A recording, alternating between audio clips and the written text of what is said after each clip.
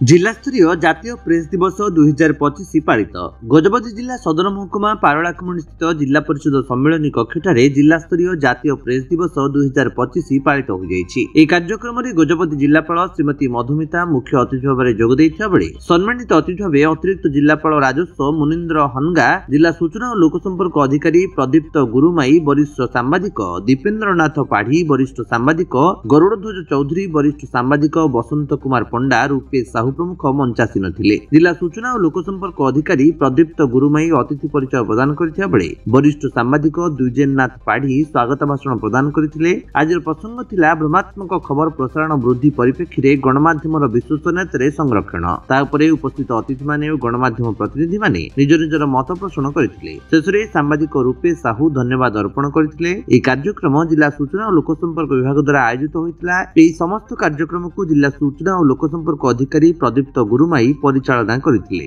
Sir आपण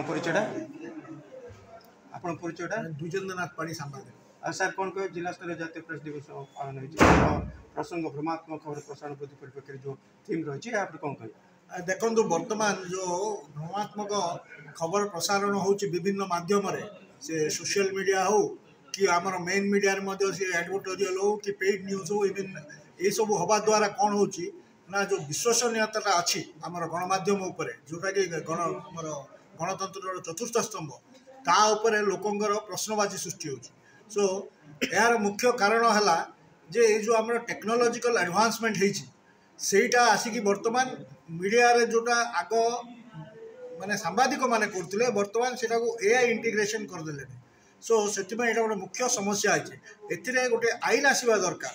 तार जदि कोनोसी प्रकार मिसयूज होची ताले ताको विरुद्ध कार्यानुष्ठान एवं आमर सांबादिक माने मध्य आमर जोटा ट्रेडिशनल अछि एथिक्स आमे माने बिना कोनोसी फियर और फेवर रे आमे सत्यता को प्रकाश करिवा, सत्य उपस्थापन करिवा, सेटा को आमे बांधिकी धरले निश्चित भावे आमर गणमाध्यम जो विश्वसनीयता संरक्षण हो पारे कि गणतंत्र को जब ये मिथ्या विभ्रात तथ्य देले गणतंत्र को विपद हो पार निश्चित भाव गणतंत्र को निश्चय जदि यहाँ को आम जब अटकैबानी जो भूल खबर को जो भ्रमात्मक खबर को जदि आम अटकैबानी ताले गणतंत्र को निश्चित भाव खराब प्रभाव पके।